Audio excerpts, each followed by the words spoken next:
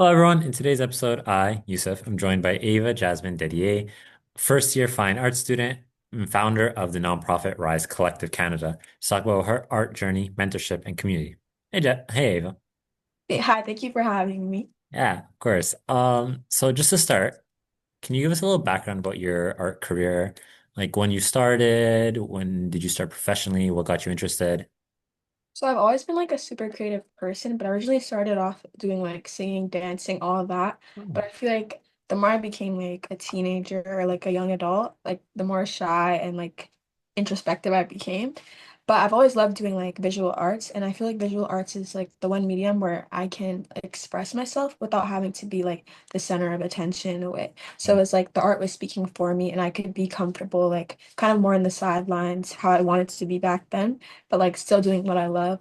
But I feel like I've grown out of that now. And I just love to do art just because like it's fun, it's expressive, and I love like sharing what I love to do with other people.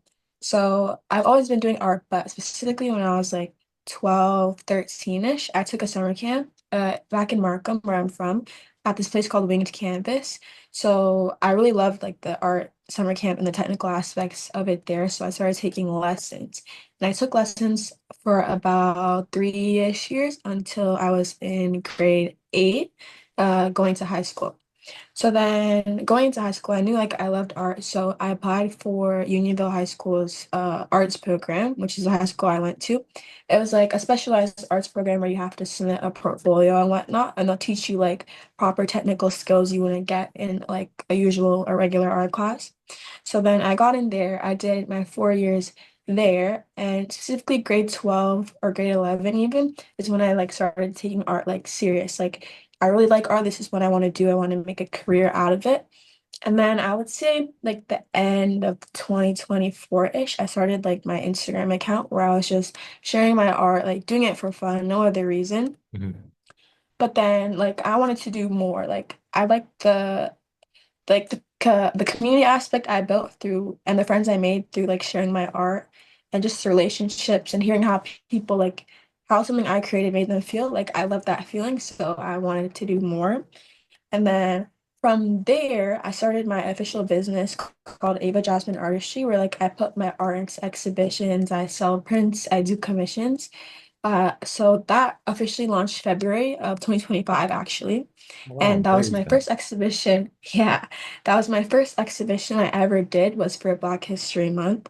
And then like that feeling of being kind of in my first like show and having my work for everyone to see and talk about, like it's like a really good feeling. And obviously like I wanted more. So then I've just been submitting my art to exhibitions ever since. And then I wanted to like not only just share my art and like make profit, obviously, but I wanted to be more community oriented because like growing up in Markham, there's like a huge cultural divide. So like at my high school, there wasn't a lot of like representation of like Black or African or Caribbean people. So it kind of felt like discouraging in a way because I like making art that's based on my culture, but it was kind of a step outside of my comfort zone in like high school to do that. But then I took kind of the lack of representation as like a pushing factor of why I do what I do. Because all of the art that I make is tailored to like culture. So even if someone isn't like from like culturally from my background, the arts like sparks conversations and I can teach people that way. And so yeah, that's kind of my main goal with my art and my business, but I wanted to be more community oriented and like youth, like I want to tailor I wanted to inspire the youth basically. And it started off because most of my friends, like when they've been seeing my exhibitions and stuff, they told me like I inspired them and that really was special to me because I know like how it feels to be like young and sometimes be discouraged because you're not being taken seriously in what you want to do. Because that's happened to me definitely. But knowing that I could be like an inspiration to youth everywhere was like super huge to me.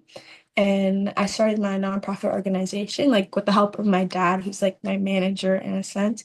He started a Rise Collective Canada. So Rise stands for Resilience, Innovation, Solidarity, and Education. Hmm. And then through this nonprofit, I organize exhibits and free workshops that are community based. So, for example, this past summer, I had my first ever art tour. So, I went around libraries in Markham and exhibited my art for 4 different locations. And with each like exhibit at the library, I had a free workshop tailored to like the youth and just community building and things like that, which was offered through my nonprofit. And right now, I'm just trying to get into more exhibitions as much as I can. And I hopefully want to bring like my art tour to different cities, like hopefully London, Toronto, all of that. So that's kind of where I am right now. Wow, that's honestly incredible. Thank you. Yeah, that's covered a lot. So Yeah.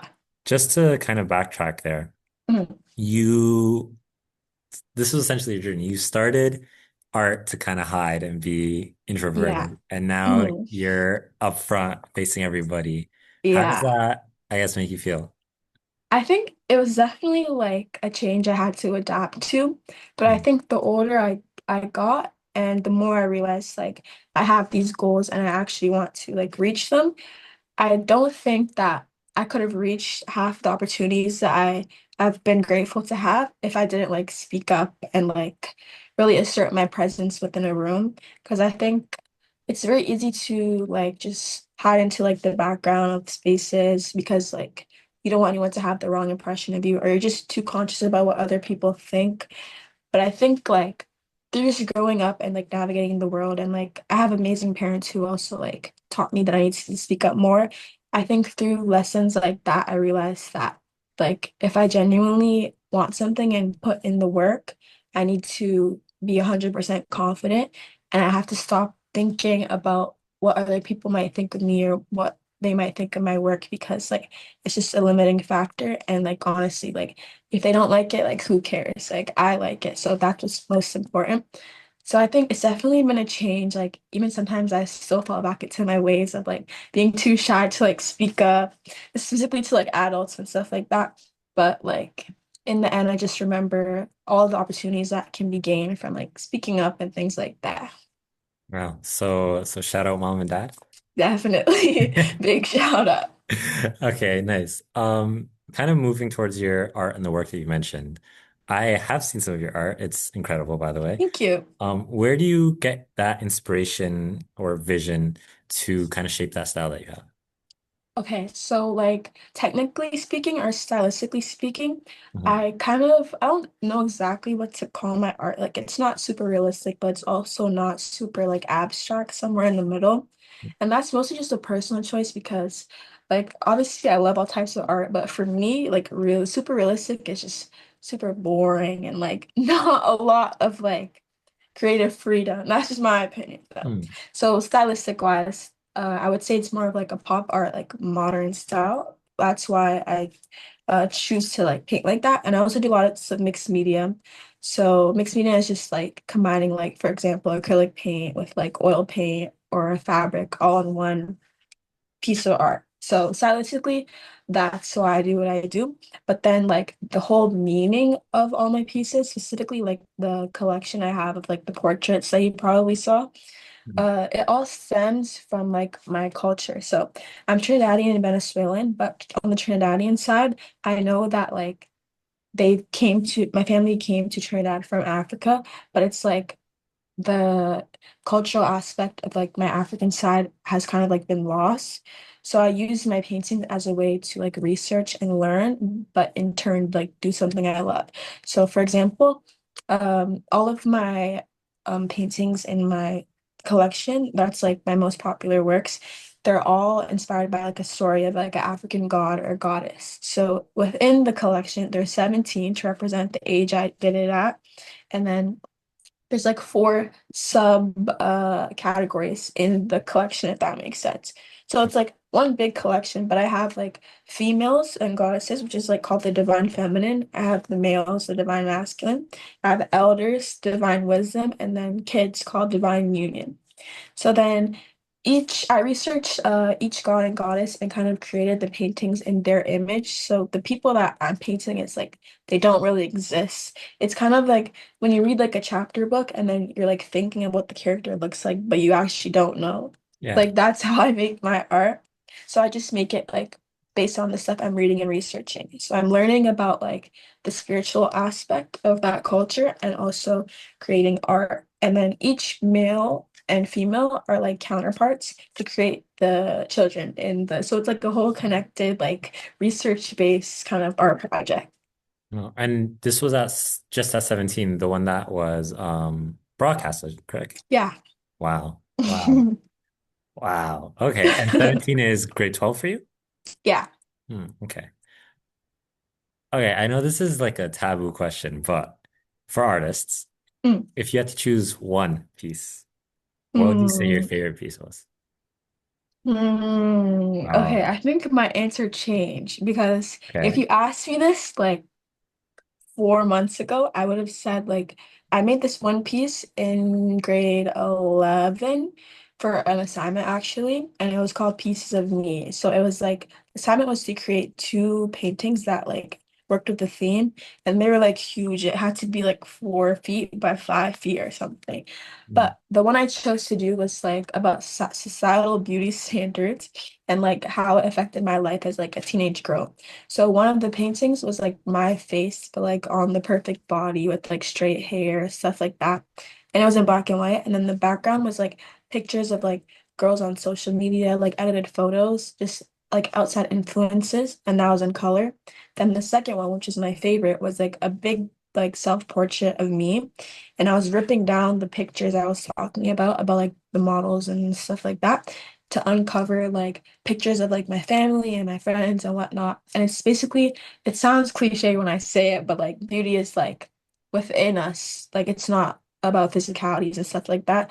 Because even though like everyone says that, I feel like people don't actually like believe it in a way. So it was about my journey with that. I would have said that like 4 months ago, but now, mm. uh, I think it was the very last piece I did for my collection. It's pretty big. I would say it's like 3 feet by or Wow. 4 feet by something. It's like a big square. Mm, It's a picture of two sisters, and they're painted in color. Most of my other paintings are painted in black and white. It's basically to represent how like kids are the future and they like bring color and vibrance into the world. But it's most special to me because I have a little sister, and so it kind of gave like the cultural aspect, but then the personal aspect, because it reminds me of my sister and I. It's also the very last one I did in my collection. So it's like it finalized everything that I've been working for. Because I was working on the collection since like last year, August. Like not the one that passed, like the one before 20, that. 2023. Yeah. Wow. Okay, so it's been about 2 years on this Or project then? like actually no, Mm. last like 1 year, I Oh, think. okay. Yeah, yeah. Okay, wow. That's 1 year on our project. I'm not Yeah. artsy at all, so I can't imagine, but that sounds really powerful. A lot of your works are then introspective, you'd say? Yeah, Okay. definitely. Um, okay, another taboo artist question here then. Are you working on anything currently now that you're out of home, away in university, anything like that, or taking a So, break after a year of work? well, I feel like there's never really any breaks, Mm. but like I slowed it down a little bit, like for the first month of like getting settled into university. Then obviously I have like assignments for school, which I always incorporate like my own like introspective ideas into that. But then in regards to like my own passion project, I'm definitely working on more things to put out because the grind never stops. So Mm. I'm gonna put out more stuff to exhibit more and just keep building what I'm already doing. And then this is like a little sneak peek, but all of the like paintings that I have, I want them to become characters in some sort of book or graphic novel or something. Okay. So my dad is super into that like whole writing field. So that's just a little sneak peek of what A little might be in the exclusive future. for humans of all speed. Yeah. Ah, Yeah. sounds good. Speaking of school, right? So you are in fine arts with Ivy AO? No, but I'm No. hoping to apply second year Hoping to for apply for IB. second year. Okay. Yeah. I guess how does your whole vision of art and community, and as well the Rise mentorship they have back home in Markham, how does that all tie in together with your dual degree that you're pursuing? The way I thought of it was like I want to increase my technical skills, obviously, at school and go to a school specialized in art. So that was my original plan at first before I found out about like the IB and dual degree.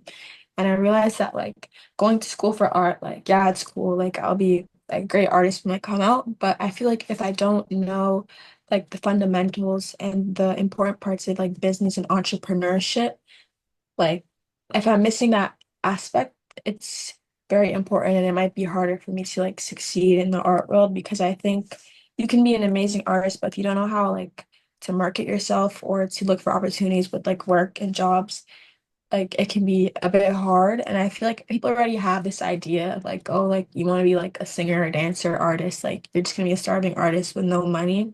But like Not you I though, not you. feel yeah, hopefully, yeah, I don't think so.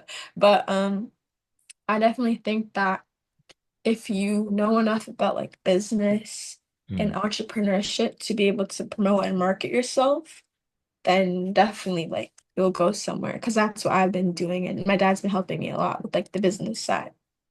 Okay, that's okay. So you kind of want to merge the two to become the best. You want to beat the starving artist cliche. Yeah. Yeah. Okay, that's fair. Also tying to like your business and marketing, you've been covered by quite a bit. You were Yeah. on at CBC, you've been Yeah. quite a few different galleries, a lot of Yeah. impressive things for Thank you. first year university. Thank you. But let's go back to the very first exhibit you were at. Walk me kind of through your mindset. Were you scared? Were you excited? Like, what was your experience there? No, I was so scared. Like, I remember one of my friends who knew I did art, I met her at like I think it was like a York District School Board like function, and she sent me like this application for an exhibition with NACA, which is like the Newmarket African Caribbean Association. And they were having like a Black History Month exhibit where you could submit art for like different age categories. So I was in youth because like 17. And then I applied one of my pieces, like the very first piece, before I even knew like I wanted it to be like a full collection. I submitted that and then I got in there and they had like an opening ceremony and stuff. Like it was a pretty like I didn't expect it to be that like serious and that big. Like I didn't know what to expect to be honest. But then when I first got there, like that was the first time I ever got interviewed. So like it was I didn't have time to really like think of what I was gonna say. Mm. And she kind of just like she's like, "Oh, this is your painting. Okay, I'm gonna interview right now." It was just like very overwhelming, but I think I did pretty good. And Mm. then we had like the ceremony where they were introducing like Black History Month and all the art and whatnot. And then I actually won like the finalist of like my category. And that was like a pretty great feeling. And I always knew that like I wanted my art to be like seen and recognized like that. So I think each time like I achieve like an accomplishment or a milestone like that, like it just makes me want to like keep going, you know? So I think that like at first I was definitely very nervous and scared to like show my art with a lot of people because the most I've shown is like my class at school. But like realizing the impact that my art could have on people who don't even know me and like spark conversations and friendships, like it felt super cool. And I think like just as the whole exhibition went on, like the evening or whatever, I got more and more comfortable. But yeah, I was definitely like super nervous at first. Wow. And now you're here on your what? Third, fourth, Yeah. fifth interview? Yeah. Still get nervous though. So okay, okay. Yeah. Um, so obviously that's whole idea of helping out your community tied back into Rise. Now that you're kind of in university or away from home, what are your next steps, plans with Rise, giving back to your community, that whole mentorship thing that you've got going on? So, like obviously since I'm not like in my home city, I'm Mm. definitely trying my best to expand like the initiative that I'm doing and bring it to London. So I'm trying to get into like shows in London and do my whole workshop based thing and things like that. And also one thing that I haven't done yet, but I definitely want to do is like not motivational speaking but like guest speaking at like schools and things like that because I Okay. know back home I used to go to a school called Cardinal Leger before I moved to Markham, and I know that one of the teachers there was interested in me like talking to her fourth grade class, And like before, it wouldn't have even been an idea like in my head. Like I'm too shy, but I think like I love little kids, like working with little kids, like mentoring them. So that would be a big goal of mine. But besides that, it's mostly just like bringing like shows and workshops and community building initiatives to London and like beyond also. Full circle moment. Full circle moment. Yeah. From being shy to going and talking to the shy ones. Wow. Yeah, definitely. Okay. Well, with that in mind, like looking back at your experiences and now that you've kind of gone out of your shell, you're in front. You're at the very, very front, actually. If there was one thing you could tell to younger you or one thing you could change, what would you say? That's a good question. You haven't been asked this one before, have you? No, never. Hmm. Okay. To younger me, I Hmm. would say like not everyone is going to like you or like the things that you do or things that you put out into the world, but that should never change like how important it is to you. And don't like try to shrink yourself or change yourself to fit into what you think other people's idea of like greatness is. That's what I would say to myself. Maybe you should pick up that motivational speaker, that You role. think? Yeah, I think you got it. Well, thank you so much for your time, Ava, and Thank coming you. out to speak with us. Is there anything else you'd like to add about your mentorship program, art journey, anything? I would say just stay tuned. Follow me on Oh, social medias, Ava Jasmine Artistry, and there'll definitely be more community building stuff that I think like everyone would enjoy and everyone would benefit from. okay. Well, thank you so much, Thank you. and hopefully we hear from you more soon. Definitely.